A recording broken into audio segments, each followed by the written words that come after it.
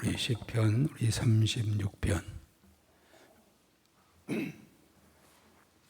시편 36편에서 봅시다. 시편 36편 우리 7절에 있는 말씀만 우리가 읽을까요? 다 같이 읽겠습니다. 하나님이여 주의 집에 사람들이 주의 날개 그늘 아래에 피하나이다. 한 번 더 읽겠습니다. 하나님이여 주의 인자하심이 어찌 그리 보배로우신지요. 사람들이 주의 날개 그늘 아래에 피하나이다. 아멘. 우리 옆 사람 주위 분들과 인사합시다. 오늘 수고 많이 하셨고 잘 오셨습니다.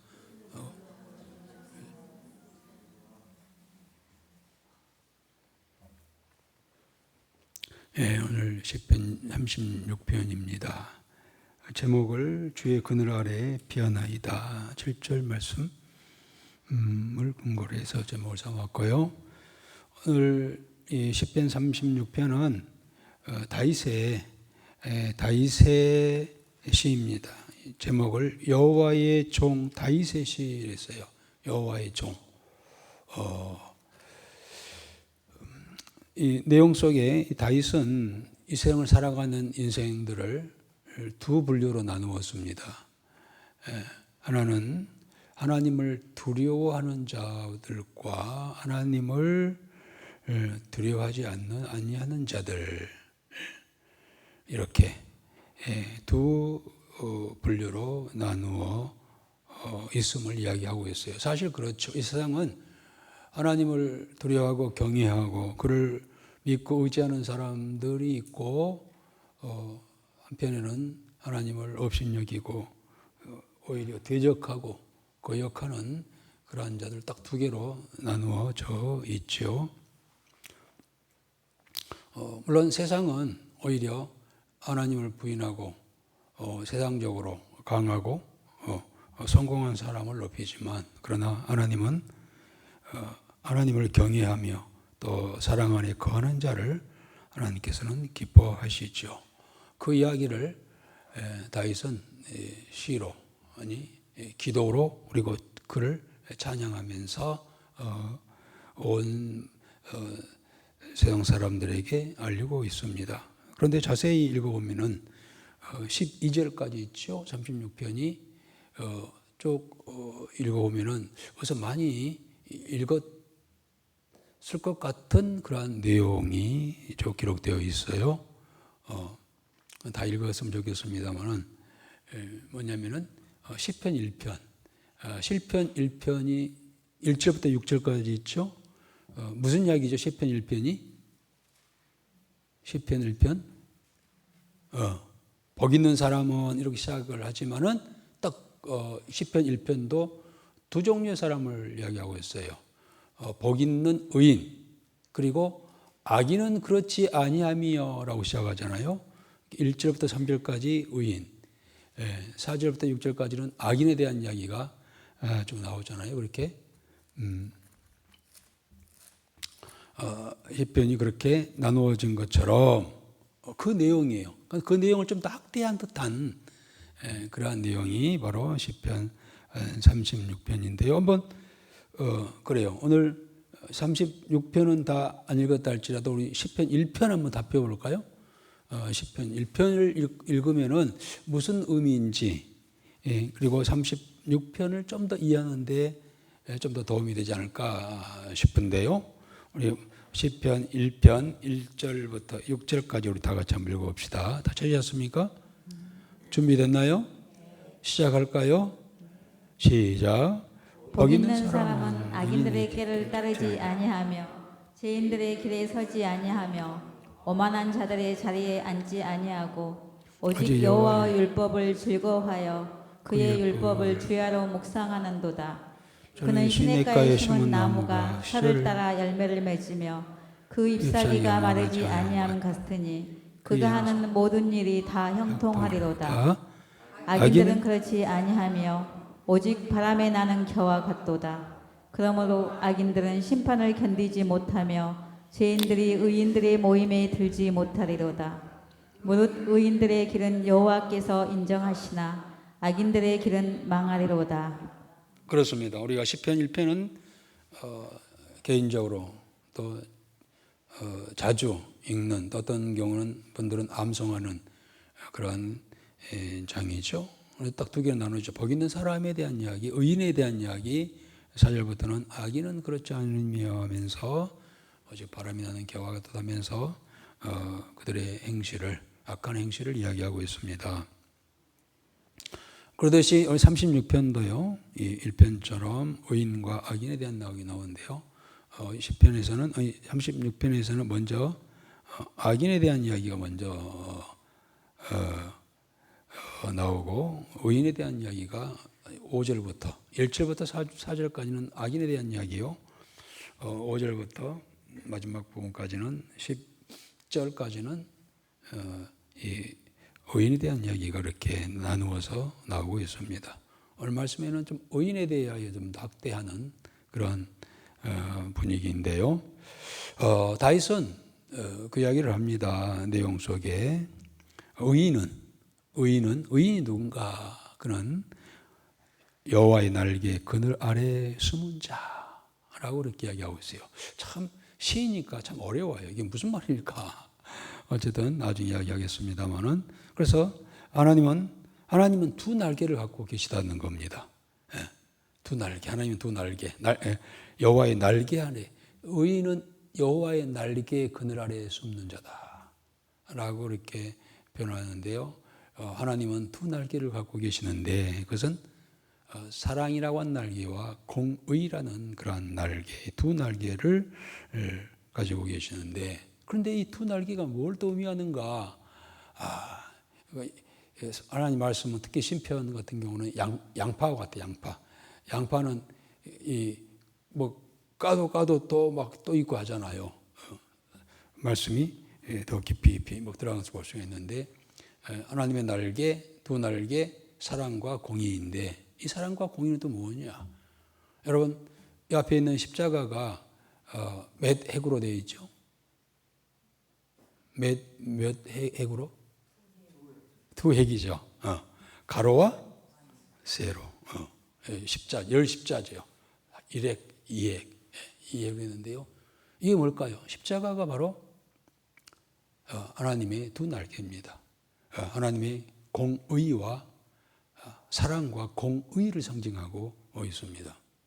하나님은 십자가는요, 이 하나님의 공의와 사랑과 공의를 나타내고 있는데요.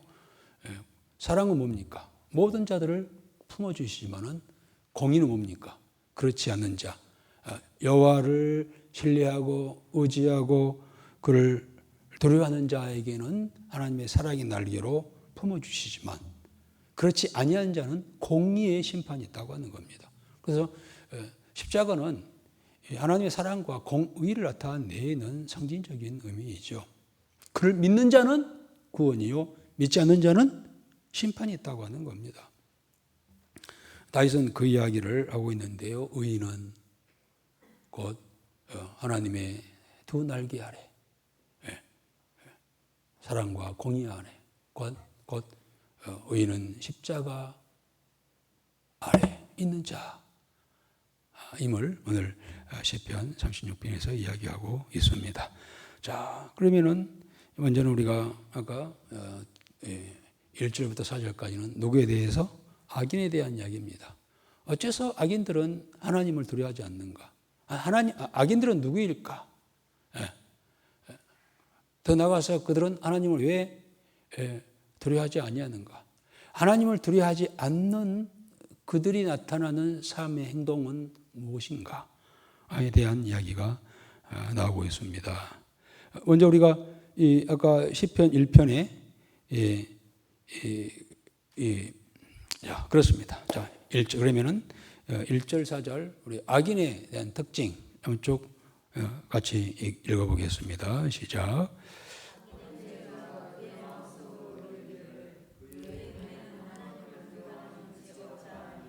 그가 스스로 자랑하고 자기의 죄악은 드러나지 아니하고 미워함을 받지도 아니하리라. 그의 입에서 나오는 말은 죄악과 속임이라. 그는 지혜와 선행을 그쳤도다. 그는 그의 그의 침상에서 죄악을 꾀하며 스스로 악한 길에 서고 악을 거절하지 아니하는도다. 악한 자, 악인들의 특징을 이야기하고 있습니다.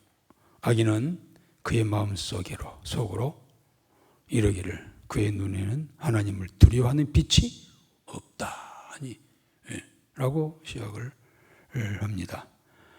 모든 인간의 죄의 뿌리는 곧 하나님을 경외하지 않는 데서부터 시작되지요. 에덴 동산에서 아담과 하와가 죄를 짓는 이유가 뭐였습니까? 그들은 하나님을 경외하지 않았어요. 오히려 누구를 더 믿었죠?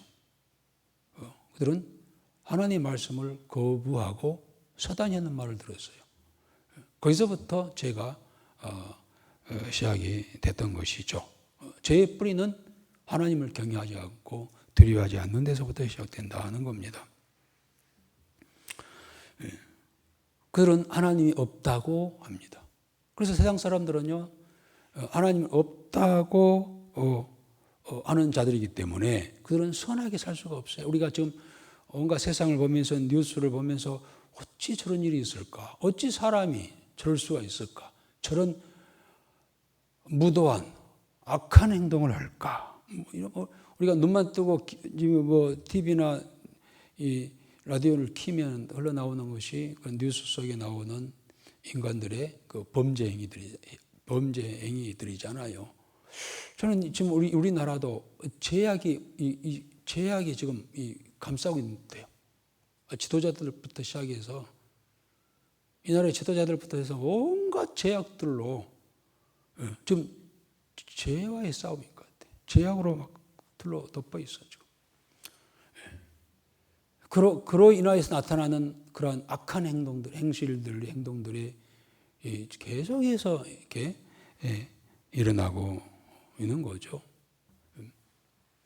하나님 없다고 하는 자들의 특징, 그 삶 속에는 도덕적으로 선하지 않습니다. 물론 겉으로는 그럴듯하죠. 겉으로는 아주 의인인 척하지만 그 속은 완전 죄로 덮여 있다는 겁니다. 오늘 그 말씀이죠. 2절에도 그가 스스로 자랑하기를 자기의 죄악은 드러나지 아니하고 미움을 받지도 아니하리라 미로다. 다 감추고 있어요. 그리고 그의 입에서 나오는 말은 죄악과 속임이라. 그는 죄와 선행을 그쳤다다. 저들이 저렇게 악한 행동을 하는 이유는 그 속에 하나님을 두려워하는 마음이 없기 때문에 윤리와 도덕적으로 악한 행동, 악한 생각, 악한 행동을 하고 있다는 겁니다. 이중적인 삶이죠. 겉으로는 그럴듯하고 높은 이 권세를 가지고 있으니까 아주 훌륭한 척, 출세한 척 되어 있지만은요, 온갖 죄악이 그 속에 다 저살이고 있는 것을 우리가 알 수가 있는데요. 이것이 인간의 하나님을 경외하지 아니하는 두려워하지 않는 자들의 특징적인 삶이라고 할 수가 있습니다. 그리고 하나님을 두려워하지 않는 자들은요, 그들이 짓는 죄를 갖다가 가볍게 여긴다는 거예요. 가볍게 여겨요. 정말 그들이 짓는 죄를 중함을 느꼈다고 한다면 그런 죄를 짓지 않죠. 가볍게 여깁니다. 그러다 보니까 양심이 둔해지고 거짓과 속임이 자연스러워지는 것이죠. 3절에요. 그 입에서 나오는 말은 죄악과 속임이라. 그리고 4절에는 그들의 침상에서 죄악을 꾀하며 스스로 악한 길에 서고 악을 거절하지 않냐도다. 그들은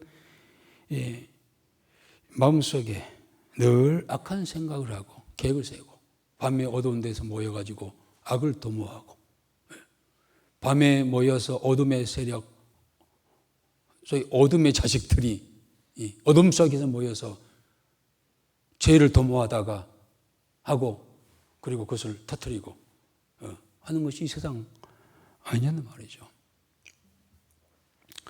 오늘 우리도 이 세상 속에서 하나님보다 자기 욕심을 그렇게 하는 이유가 뭡니까? 자기 욕심입니다.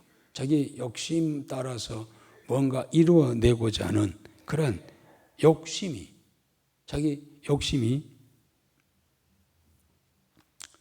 그리고 자기 이익을 우선시했을 때는 이런 악한 행동들이 나오게 된다는 겁니다. 그때부터 겉으로는 멀쩡하게 그러지 않는 척 하지만 그때부터 마음이 평안이 사라지고 그리고 영혼이 어두워지는 것이죠. 그래서 뭔가 가졌다고 하지만은 물질을 재물을 얻어 가졌고 또 권력 권세를 가졌다 하지만은요 그런 뭔가 마음의 평안을 얻지 못하고 점점 그의 영혼이 어두워져가는 그런 모습을 볼 수가 있습니다. 오늘 우리도 마찬가지입니다. 하나님을 두려워하는 마음이 사라지고 내 유익과 내 이익이 앞서가게 되면은요, 그렇게 또 그걸로 행동하면은요, 마음의 평안이 사라지고 점점 영혼이 어두워져 간다는 거예요. 어떤 그리스도인이 신앙생활을 교회 나와서 신앙생활을 하지만은요, 늘 이것 좀은 괜찮겠지. 이 정도는 괜찮겠지. 이 정도가 이게 뭡니까? 하나님이 원치 아니하시는 하나님의 뜻을 거스리는 일들. 이 정도면 하나님께서 이해해 주시겠지 하면서 늘 그렇게 타협 속에 살았습니다.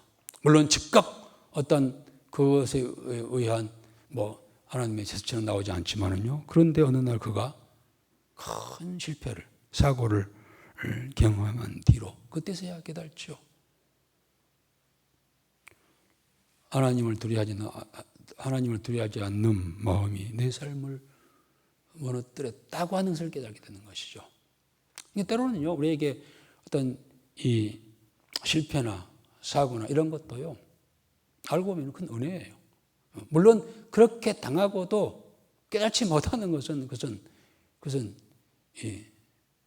그야말로 저주이겠지만 그것을 통하여서 내가 조금만 더 이쯤이야 라고 했던 것들이 쌓여가지고 결국 폭발할 때 그 삶이 무너져 버리는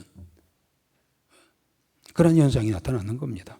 그부터 다시 예배를 회복하고 기도 생활에 힘썼을 때 다시 평안이 오고 다시 회복이 왔다는 그런 간증도 우리가 들어봅니다. 이쯤 세상 사람들이야 당연히 그렇게 해요.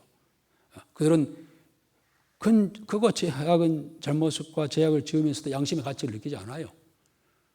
국민 앞에서 다 TV로 중계하고 있는데도 거짓말을 하잖아요. 그들은 그런 죄들 갖다가 양심의 꺼리낌을 받지 않아요. 하나님을 두려워하지 않기 때문에. 사람들은 모른다 생각하죠. 물론 사람은 모를 수 있지만 하나님은 모든 것을 알고 계시다고 하는 겁니다. 그러한 마음이 있어야만이 하나님을 두려워하는데 그런 마음이 없으니까 이 정도야, 이쯤이야 라고 생각한다는 겁니다. 물론 세상 사람들이기 때문에 그렇다 할지는 알겠지만 우리 신앙생활을 하는 가운데서도요, 우리 성도들 또 보면은 이 정도야, 이쯤이야, 괜찮겠지 라는 그러한 생각과 그런 행동이 내 삶을 무너뜨리는 결과를 낳게 된다는 것을 우리는 깨달고 조금이라도 믿음을 떠나서 양심에 소리치는 것이 있다고 한다면 그 죄의 음성을 알고 버릴 건 버리고 끊을 건 끊고 결단하는 우리 자세가 필요한 줄 믿습니다. 그것이 무너지면은요, 마음의 평안이 무너지고요, 삶이 무너지고 육체의 건강도 무너지고 무너집니다. 결국 하나님을 경외함이, 두려움이 복의 시작임을 알 수가 있습니다. 또 하나님을 두려워할 줄 아는 사람이 죄를 멀리하게 된다는 겁니다. 다윗은 이것을 뼈저리게 느꼈잖아요. 뼈저리게 느끼고 그냥 이론적으로 하는 이야기가 아니에요. 본인이 다 경험하고 한 그런 이야기죠. 그가 죄를 짓고 하나님도 모르시겠지라고 했지만은 다 알고 계셨고 그것을 깨닫고 얘기했을 때 다시 회복되는 그러한 은혜가 있었던 것을 그런 인생 삶 속에서 체험하고 이런 이야기를 하고 있는 겁니다. 자, 악인들의 특징이 이제 이건데요. 예, 5절부터는 의인들에 대한 이야기가 나오고 있습니다. 의인들의 모습 한번 9절까지 쭉 읽어보겠습니다. 5절부터요.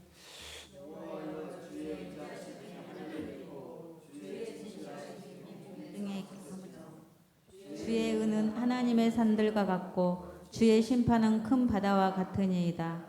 여호와여 주는 사람과 짐승을 구하여 주시나이다.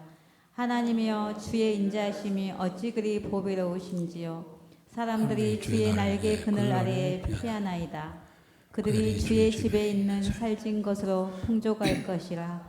주께서 주의 복락의 강물을 마시게 하시리이다. 진실로 생명의 원천이 주께 있사오니 주의 비단에서 우리가 빛을 보리이다. 네, 거기까지 했습니다. 그래, 곧바로 이제 다윗은 악인의 그런 행실, 악인의 특징, 악인의 행실에서 시선을 바꾸어서 의인에 대한 이야기를 하고 있습니다. 여호와의 주의 인자하심이 하늘에 있고 주의 진실함이 공중에 사무쳤으며 주의 의인은 하나님의 산들과 같고 주의 심판은 큰 바다와 같으니이다. 그렇습니다. 의인은 이제 악인의 특징은 뭡니까? 땅을 보고 살아가는 자들입니다. 의인은 위를 보고 살아가는 사람들이라고 할 수가 있겠어요. 의인. 그래서 이제 고개를 들어보니 고개를 드는 사람, 땅을 보고 사는 사람들은 악인이에요. 세상을 보고 사는 사람은 악인이요. 고개를 들고 위를 바라보는 자들은 의인이라고 할 수가 있는데요. 그렇게 표현을 했죠. 다윗은. 그래서 의인들은 하늘을 보고 공중을 보면서 여호와의 사랑을, 섭리를, 은혜를 생각하고 또 깨닫고 받고 살아간다는 겁니다.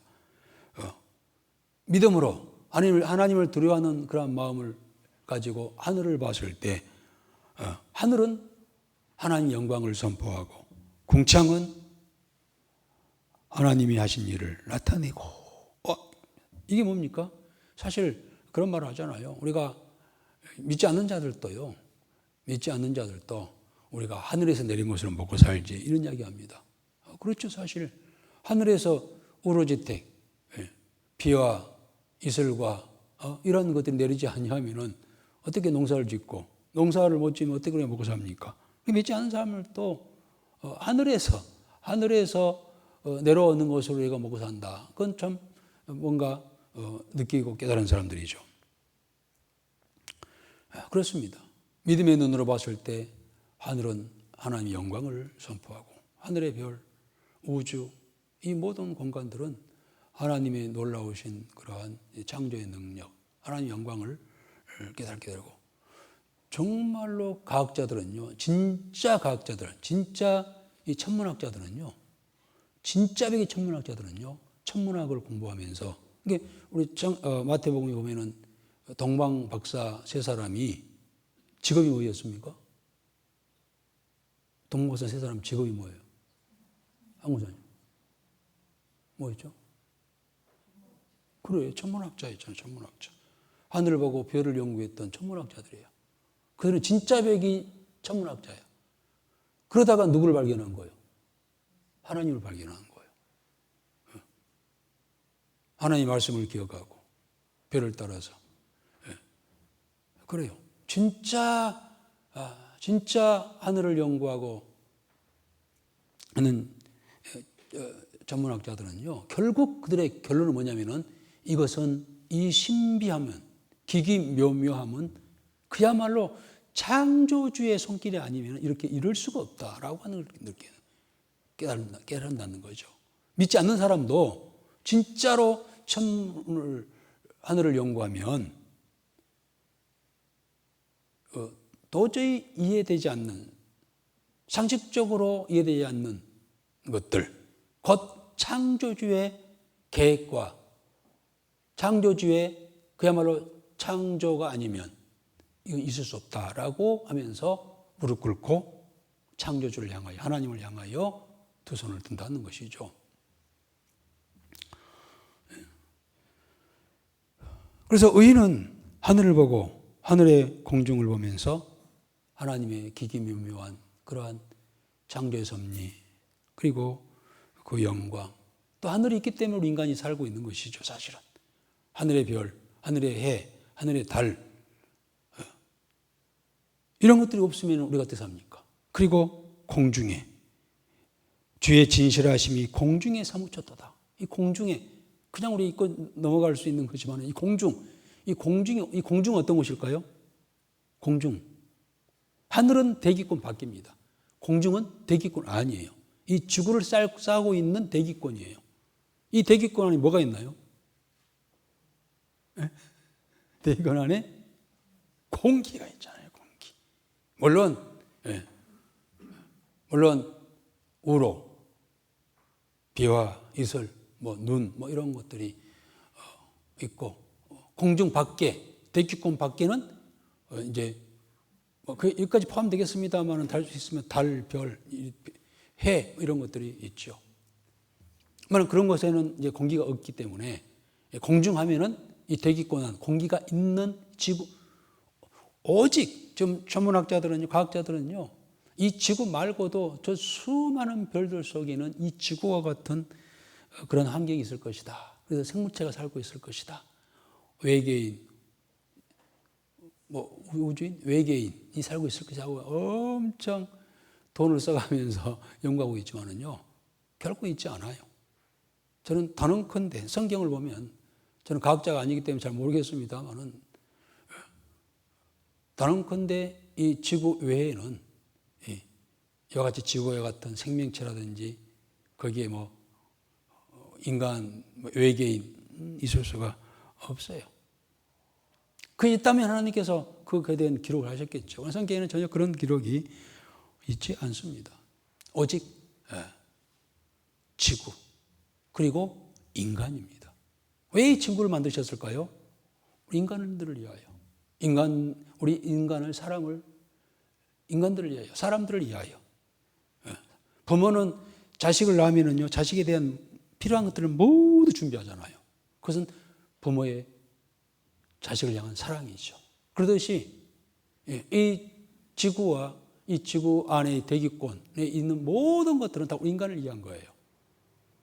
그것은 곧 하나님께서 우리 인간을 사랑하신다는 증거죠.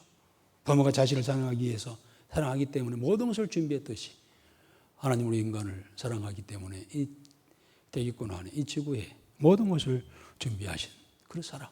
그래서 의인은 하늘을 보면서 하나님의 영광을 노래하고 공중을 보면서 대기권을 보면서 하나님의 사랑을 느낀다는 거예요.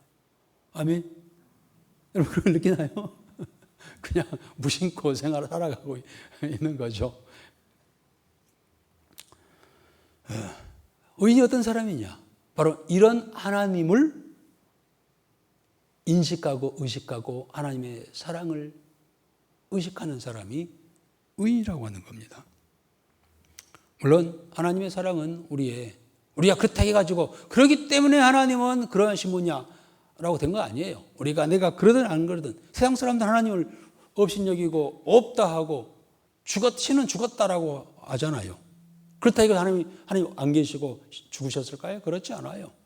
또 우리가 없는 하나님이 우리가 있어요 살아계십니다 한다고 해가지고 하나님 살아계십니까? 그렇지 않아요. 그것과는 상관없이 여전히 존재하시는 여호와 스스로 계신 분이 하나님이신 줄 믿습니다. 그분은 항상 언제든지 변함없어요. 여러분 하나님은요, 우리 인간이 내가 이랬다 저랬다 이렇게 변덕스럽고 변질되어지고 참 기분 좋으면은 이렇게 찬양했다가 안 좋으면은 그렇게 하지. 하나님은 조금도 흔들리거나 변함이 없는 변질이나 변함이 없는 그러한 하나님입니다. 그 사랑이 우리를 덮고 있는 줄 믿습니다. 아멘. 그래서 7절에 의인은 주의 날개 그늘 아래 피하나이다. 이 말 속에는 또 엄청난 깊은 그런 의미가 있겠습니다만, 의인은, 어려운 사람은, 의인은 주의 날개가 그늘 아래에 피하나이다. 이 말은 무슨 말일까요? 우리 인생이 의인은 어떤 사람인가? 의인에게도 시련과 고난과 환란이 있을까요, 없을까요? 의인에게 어떻게 시련이 오나요? 환란이 오나요? 고난이 오나요? 오나요? 와. 어쩌면 2배로 온다니까요. 믿지 않는 사람들보다 더 올 수도 있어요. 믿는 것 때문에. 그러나 의인은 주의 날개 아래 피하는 자라는 거예요. 주의 날개가 뭘까요? 자, 여러분 우리가 살다 보면은 아까 말씀드린 것처럼 믿는 자라고 해가지고 시련, 비바람, 풍랑 오지 않을 거야. 와요. 그러나 풍랑이 왔을 때, 시련이 왔을 때 그 그늘 아래 피하는 자라는 겁니다. 그래서 다윗은 하나님은 피난처요 나의 보호자이다 라고 늘 했습니다마는, 그럼 하나님의 날개는 뭘까? 하나님은 2 날개를 가지고 계셨다고 했는데, 그리고 의인은 그 날개를 숨 피한다고 했는데요. 말씀드린 것처럼 하나님은 2 날개, 사랑과 공의의 날개를 가지고 계시죠. 사랑의 날개로 우리를 보호하시고 공의의 날개로 우리를 구하십니다. 그리고 사랑의 날개로 우리를 품어주시고 또 한편 공의의 날개로 악인을 심판하시는 하나님, 2 날개 하나님. 이게 뭐라고요? 2 날개, 사랑과 공의가 결합된 십자가입니다. 이 사랑과 공의를 실현하신 분이 바로 예수님이십니다. 십자가에서 하나님의 사랑을 나타내셨어요. 그리고 그를 부르는 자들을 다 구원하시는 사랑의 십자가입니다. 그리고 믿는 그들에게 이 땅에서의 온전한 평안과 구원과 더 나아가서 하나님의 나라에 대한 소망을 그에게 주시죠. 그러나 한쪽 날개, 공의의 날개는, 악인은 심판에, 십자가는 심판입니다. 심판을 상징하고 있습니다. 죄밖에 있는 자에게는 심판이 있음을 이야기하고 있습니다. 그러나 의인은 어떤 폭풍이 불고 시련과 환난과 고난이 찾았을 때 십자가 아래로 간다는 거예요. 그 말은 무슨 말일까? 십자가 밑에 있으면 모든 것이 해결될까? 이 밑에 있으면? 그래요. 나는 생명마다 이 밑에 있으니까 모든 것이 다 해결되대요. 그 말일까요? 어떤 사람은 십자가 세놓고 막 비나이다, 십자가 앞에서 비나이다. 저기 뭡니까? 고목나무 밑에다가 옛날에 정한수 떠놓고 빌듯이, 비는 그런 의미의 십자가일까요? 그렇지. 그게 아니죠. 십자가라고 하는 것은 그럽니다. 그를 믿는 자들에게 제사함의 은혜와 사랑을 주시고, 그를 믿는 자들에게 하늘의 소망을 갖게 하셨다고 하는 그 믿음이 우리에게 찾아왔을 때, 이 땅에서 어떤 시련과 환난과 풍랑이, 폭풍이 몰아왔다 할지라도 내 삶에 그 십자가를 의미를 생각하면서, 그래, 하나님은 나를 사랑하시고 나의 죄를 사해 주셨으며 내가 그 믿음으로 하나님의 자녀가 되어 나는 이 땅에 살지만, 비록 지금 온갖 시련을 당하고 있지만 여전히 나는 하나님의 백성, 이 시련은 지나갈 것이고 나는 예비하신 하나님의 나라, 영원한 하나님의 나라가 나의 집이야 라고 하는 그런 믿음과 확신을 가질 때 우리에게 평안을 누리고 그리고 소망을 얻게 되는 줄 믿습니다. 이 믿음이 없으면은 우리 인류가요, 이 십자가가 없다고 한다면은 모두가 근심과 고난 속에서 사망을 당할 수밖에 없죠. 그러나 하나님께서는 예수님을 통하여서 이 십자가의 은혜를 우리에게 주심으로 그를 믿는 자들에게는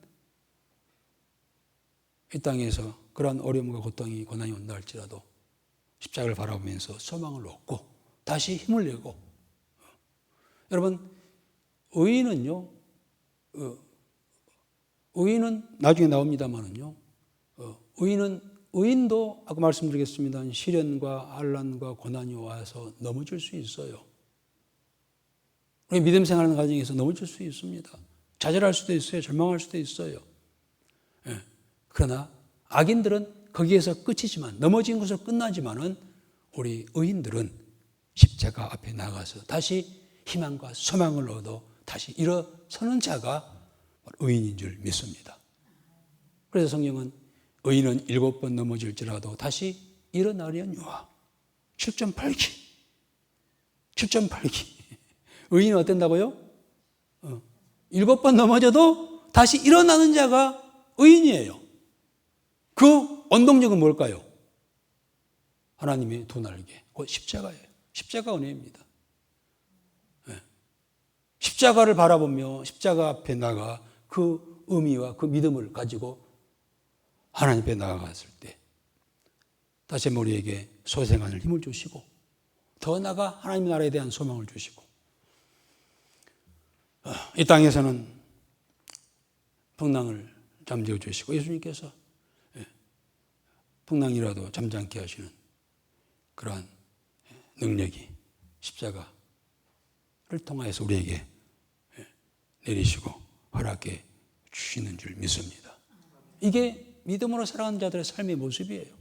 그러다가 우리는 언젠가는 이 육체를 벗고 하나님 나라에 가는 거예요. 영원히 이 땅에 사는 게 아니에요. 이 땅에 살아가 있는 동안에 우리는 하나님의 그런 그늘 아래, 주의 날개 그늘 아래 피하나이다. 그래 날마다 우리는 주 앞에 나와 하루, 여러분들 오늘 하루 지났지만은요, 참 이런저런 힘들고 어려운 일이 참 많이 있었잖아요. 그때마다 그걸 쌓아놓지 말고 주의 전에 나와서, 십자가 앞에 나와서 그를 토로하고, 그리고 십자가로부터 주신 은혜를 받을 때 다시 우리에게 마음에 평안이 오고 기쁨이 오고, 그리고 오히려 다시 일어날 힘을 우리에게 허락해 주시는 줄 믿습니다. 아멘. 이렇게 사랑하는 자가 의인이란 말이죠. 아멘. 우리 사람과 우리 인사합시다. 당신 의인입니까? 교회 의인입니까? 물어봐요. 아니면 교회 안에 있는 악인입니까? 악인은 어떤 사람이라고요? 하나님을 두려워하지 않아요. 자기 생각대로, 자기 마음대로 살아가는 거예요. 자기 감정대로 살아가는 자가 악인이에요. 교회 안에 있지만은 악인이 있어요. 그러나 진정한 의인은 그럴수록 다 십자가 앞에 나와서 자기 마음을 드러내고 그리고 십자가를 통하는 주의 구원의 은혜, 확신, 소망을 가지고 다시 추스리고 다시 일어나서 나아가는 그런 자가 하나님 앞에 의인 줄 믿습니다. 이 은혜가 있기를 주의 이름으로 축복합니다. 그는 8절에 한번 다시 한번 읽어볼까요? 그들이 주의 집에 있는 살찐 것으로 풍족할 것이라. 주께서 주의 복락의 강물을 마시게 하시리라. 아멘. 그 믿음을 가지고 소망 가운데 일었을 때 다시 한번 살찐 것으로 풍족케 할 것이고, 주께서 주의 복락의 강물을, 주의 복락의 강물이 뭘까요? 다윗은 그렇게 표현했습니다만 신약은 성령의 은혜예요. 성령의 충만한 은혜를 마시게 하시리라. 성령 충만입니다. 성령 충만. 우리가 다 같이 기도하고 나왔지만 어떤 사람은요, 거기 기도하러 왔지만은 여전히 근심 걱정 축 늘어진 그런 모습으로 돌아가는 자가 있고요. 어떤 사람은 기도하다가 성령의 주의 복락의 강물을 마시고 그 성령의 충만함을 얻고 힘있게 밝은 모습으로 나아가는 그런 자가 있는 것이죠.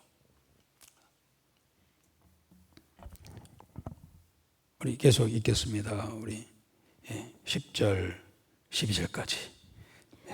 주를 아는 자들에게 주의 인자하심을 계속 베푸시며 마음이 정직한 자에게 주의 공의를 베푸소서. 교만한 자의 발이 내게 이르지 못하게 하시며 악인들의 손이 나를 쫓아내지 못하게 하소서. 악을 행하는 자들이 거기서 넘어졌으니 엎드러지고 다시 일어날 수 없으리이다. 그렇습니다. 그래서 이제 그러한 의인들에게 하나님의 복 주옵소서 축복하는 그러한 내용입니다. 어떤 축복의 기도일까요? 축복의 기도이죠. 주를 아는 자에게는 주의 인자하심을 계속 베풀어 주시고, 여러분 우리도 기도할 때 이런 기도를 해야 돼요. 하나님, 주의 성도들, 믿음으로 살아가는 자들에게 여전히 주의 인자라고 하는 하나님의 사랑이죠. 변치 않는 하나님의 사랑을 베풀어 주시고, 정직한 자에게 주의 공의를 베풀어 주시고, 또한 겸손한 자에게 주의 인자하심을 베풀어 주시며, 또한 겸손한 자를 천국으로 인도하여 주옵소서. 또 계속해서 11절에도 그렇잖아요.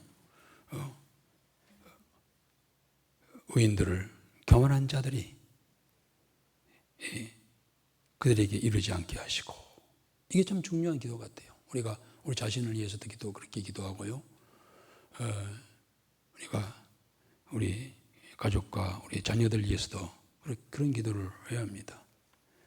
자녀들에게 악한 자들이 저 옆에 있지 않게 하소서. 그래서 시편 1편에도 복 있는 사람 악인의 꾀를 쫓지 아니하고 죄인의 길에 서지 아니하며 오만한 자의 자리에 앉지 아니하고, 이 기도 오늘도 악인의 꾀를 쫓지 않게 하시고 죄인의 길에 서지 않게 하시고 오만한 자의 자리에 앉지 않게 하옵소서. 아멘. 다 똑같이 그렇게 기도하는 거예요. 우리가 기도해야 할 그러한 기도입니다. 우리 자신을 위해서 하루를 나서기 전에 오늘도 악인의 꾀와 죄인의 길과 오만한 자리에 앉지 않게 하시고, 다 이선 더 한 단계 그들이 저들의 옆에도 못 오게 하옵소서 하고 오늘 축복하면서 기도하는 그런 내용입니다. 이러한 것들을 우리가 기도 속에 기억했다가 그렇게 늘 기도하는 그런 기도의 내용이 축복의 기도의 내용을 할 수가 있겠습니다. 말씀드렸습니다만 의인은 넘어지지 않는 자가 아니라 넘어질지라도 다시 일어나는 그런 자가 의인이다. 7.8개의 신앙을 가진 자가 의인이라고 다윗은 이야기하고 있습니다. 넘어질 때마다 하나님께 다시 피하고 십자가 아래 나가서 그 은혜를 다시 한번 되새기면서 힘을 얻는 자가 의인이라고 말씀하고 있습니다. 말씀을 마칩니다. 36편은 하나님을 두려워하지 않는 인생은 무너지지만 하나님의 인자하심을 의지하는 자는 다시 넘어져도 회복된다는 그런 말씀입니다. 절대 우리가 남은 인생 언제까지 살지 모르지만 오늘일지 내일일지 1년 후일지 10년 후일지, 아마 여기에 앞으로 우리 경희는 앞으로 100년 더 살게요. 요즘 과학자들은요, 우리 인간이 120세까지 살기 위해서 살도록 그렇게 연구하고 있대요. 우리 어렸을 때는 100세? 황당한 이야기였잖아요. 근데 지금 100세 살잖아요. 근데 지금 사람들은요, 120세 살게 하려고 한다고 합니다. 100세나, 120세나, 거기 아니겠어요?